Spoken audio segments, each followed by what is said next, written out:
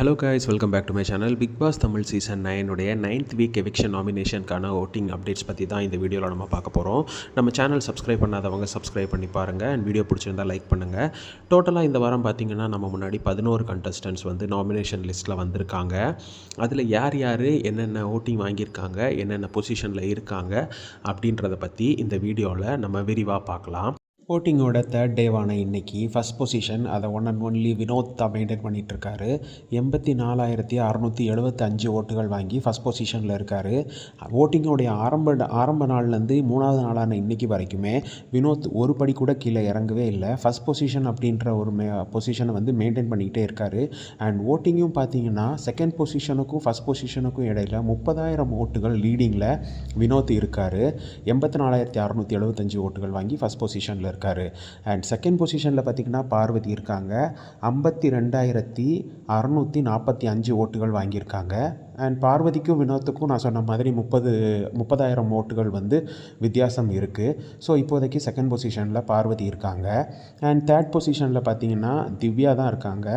50,546 ஓட்டுகள் வாங்கி தேர்ட் பொசிஷனில் இருக்காங்க.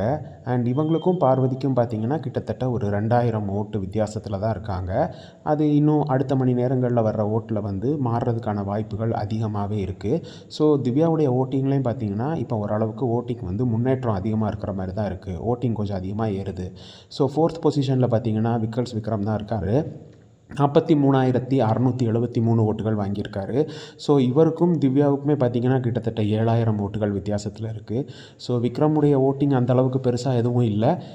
தேர்ட் பொசிஷனுக்கு வருவாரா என்னன்றதை பொறுத்து இருந்து பார்க்கலாம். பொசிஷனில் பார்த்திங்கன்னா கம்ருதீன் தான் இருக்கார். 39,124 ஓட்டுகள் வாங்கியிருக்காரு.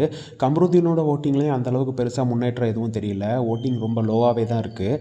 ஸோ நேற்றை விட இன்றைக்கி பார்த்திங்கன்னா அவருடைய பொசிஷனில் வந்து எந்த ஒரு மாற்றமும் இல்லை. 5வது பொசிஷன்லேயே தான் மெயின்டைன் ஆகிறாரு. ஸோ இப்போதைக்கு 5வது பொசிஷனில் சேஃபாக இருக்கார்.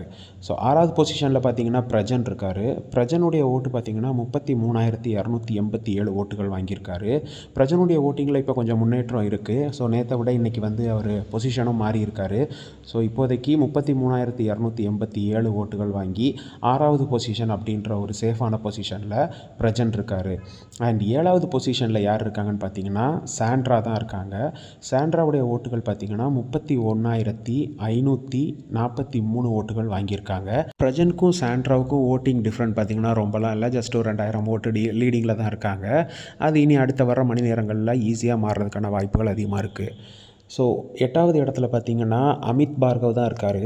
27,453 ஓட்டுகள் வாங்கியிருக்காரு.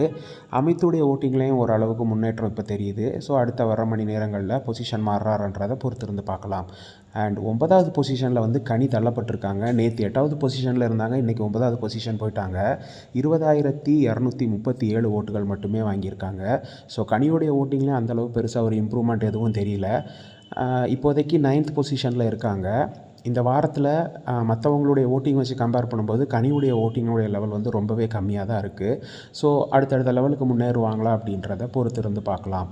அண்ட் ஓட்டிங்குடைய 10வது பொசிஷனில் பார்த்திங்கன்னா சுபிக்ஷா தான் இருக்காங்க. சுபிக்ஷா வந்து 19,500 ஓட்டுகள் வாங்கியிருக்காங்க. கனிக்கும் இவங்களுக்கும் பார்த்திங்கன்னா ஓட்டிங் டிஃப்ரெண்ட் அந்த அளவு பெருசாக எதுவும் இல்லை. ஜஸ்ட் ஒரு 1000 ஓட்டுக்குள்ளே தான் இருக்காங்க. ஸோ ஈஸியாக அவங்கள பீட் பண்ணிட்டு வர்றதுக்கான வாய்ப்புகள் நிறையவே இருக்குது. ஸோ 10வது பொசிஷன்லேருந்து 9வது பொசிஷனுக்கு ஏறி வர்றாங்களா அப்படின்றத பொறுத்திருந்து பார்க்கலாம். ஸோ அப்படி இவங்க ஏறி வந்தாங்கன்னா கனி 10வது இடத்துக்கு போனாங்கன்னா 10வது இடம் அப்படின்றது வந்து இந்த வாரத்தை பொறுத்தவரையில் ஒரு டேஞ்சரஸ் ஜோன் தான். ஸோ அந்த டேஞ்சரஸ் ஜோனுக்கு கனி வந்து தள்ளப்படுவாங்க. ஸோ அது என்னன்றதை பார்த்து தெரிஞ்சுக்கலாம். ஓட்டிங்கோட கடைசி பொசிஷனான 11வது பொசிஷனில் எஃப்ஜே தான் இருக்கார்.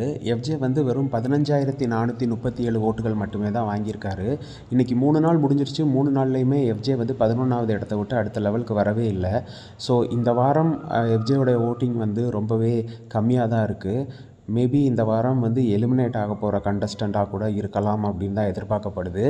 இனி ஒரு 2 நாள், இன்னொரு 3 நாள் இருக்குது. அந்த 3 நாளில் அவருடைய ஓட்டிங்கில் ஏதாவது முன்னேற்றம் நடந்து ஏதாவது மேஜிக் நடக்குதான்றதை பொறுத்திருந்து பார்க்கலாம். பிக் பாஸ் பற்றின அப்டேட்ஸ்க்காக நம்மளுடைய சேனலை சப்ஸ்கிரைப் பண்ணி வச்சுக்கோங்க. அப்படியே பெல் ஐக்கான் கிளிக் பண்ணி ஆல் அப்படின்ற ஒரு ஆப்ஷன் செலக்ட் பண்ணி வச்சுக்கோங்க.